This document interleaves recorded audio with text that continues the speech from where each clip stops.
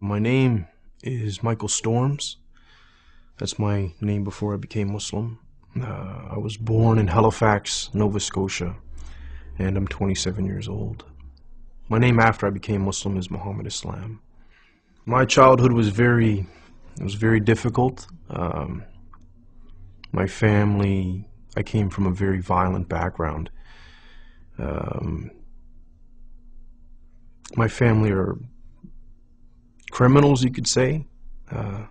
Very bad people. So that was my upbringing. Crime and violence, drugs, things like this. I don't know my father. My father left when I was 2. My mother deported him back to the States. And it was me and my 2 sisters with my mother. And then there's my uncles and my cousins, and they're kind of like always living where we were living. And it's a really tight-knit family, right? With relation to bad stuff. I thought the world was a very negative place because of my family, and like you were saying, because of the environment. I didn't see too many positives.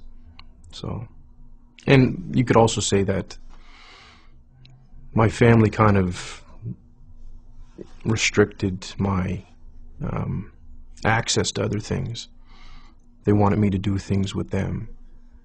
So it reinforced that there's nothing good going on, right? When I was younger, I felt afraid, but then when I grew up a little bit, it became pretty normal.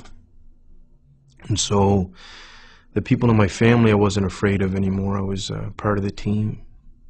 But initially, yeah, because when you're young, you're pure, right? And to be bombarded with a lot of bad things makes you uneasy. Like any hardship, you get accustomed to it, though, right? When I was about 8 years old, I would go to.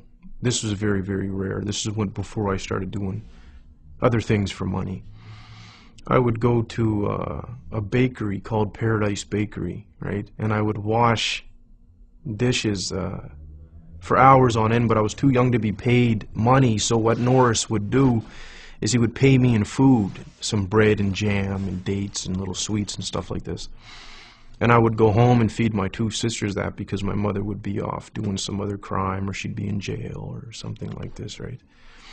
Or I'd be out all night collecting recyclables so I can come home and feed my sisters in the morning. When you see that you haven't eaten for a couple days, you know, and there's nothing, so you have to try to do something to feed yourself and feed your family, right? So my other family wouldn't really take care of us. I started my little career when I was 14, you could say. And I was never close enough with too many people to say that I had friends that I could call on. I never really trusted anybody. And school wasn't for me. I never finished school. I didn't have time for it. It didn't appeal as much as what I was doing appealed at the time. I would rob, steal a lot of things, and assault people, things like that. I was never alone, but I felt lonely, right? So I felt like there was like a void, something missing. I don't even like recalling the past, but it's okay for the interview, right? So a lot of the crimes that I would do just for the sake of wanting to do it, boredom. The payoff was like a bonus, but if I wanted, like, for example, steal a car because I didn't want to walk somewhere, I would just take somebody's car. When I was young, I lost all concern for people's feelings and whatnot. The way that I grew up, I felt no one's concerned for my feelings. So if I hurt somebody, I don't care about what they think or feel, or, you know, I didn't care at the time at all.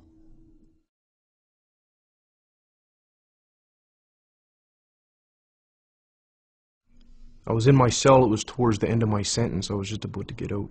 And I didn't want to, I wanted to do something else. I didn't want to continue being bad, you could say. And so the way that I started to ask questions when I was by myself was along the lines of, I don't know if there's a God or if you exist, or I could be talking to myself for all I know. I don't know why I'm alive. Things like this.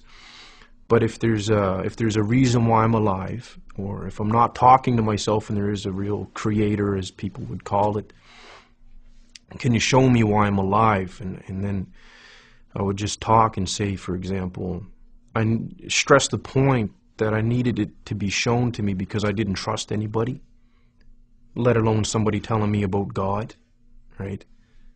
I had a brother named Ahmed talk to me about Islam initially, but again, he told me, so I didn't believe him. And he would mention things like heaven and hell, and I didn't believe what he was saying until I had a dream of both the places. And even then I was being resistant. I was like, maybe that was a fluke and this and that, right? I had a dream of the Prophet Muhammad, peace be upon him.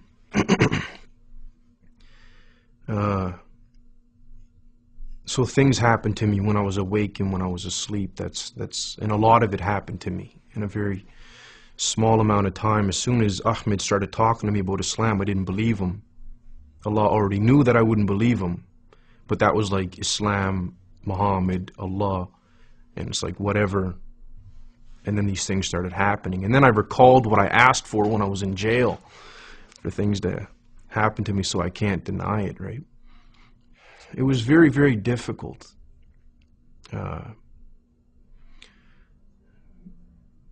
Doing what somebody else wanted you to do. It was so difficult for me, right? Even God. I struggle with it even today. It was very, very, very difficult. And I went to the masjid and I sat down, and actually I sat down I was on my knees and just sitting back like people do when they're finished for the prayer. And I just started crying, right? And I was crying and crying and crying and crying and crying and drooling. I couldn't control myself, right? So it was like 20 years of betrayal and stress, violence and anger and all these things built up, and then it's like Allah allowed me to just get rid of it all. And I cried for a very, very, very, very, very long time, right? And I couldn't move, right? I was just crying. And then I remember saying at the end of it, all right, I'll try to do, what you want me to do. I am most pleased that I pray. Yeah, it's important, very, very important. A feeling of safety from Allah and from His punishment, you could say. That's what I get out of it, like a calmness and that I'm all right for right now until the next prayer comes in, or until tomorrow. My future, I see it as positive in the dunya because it's going to be controlled and very simple, and that's why, that's my positive future here. Very simple lifestyle, that's positive. Don't hurt nobody. Don't get hurt. Inshallah, if I get forgiven in the next life, that's what makes me feel really positive, right? If I get forgiven, it'll be great, inshallah. La ilaha illallah, la ilaha illallah, la ilaha illallah, la ilaha illallah, la ilaha illallah, ya Rabbi khudh biyadi.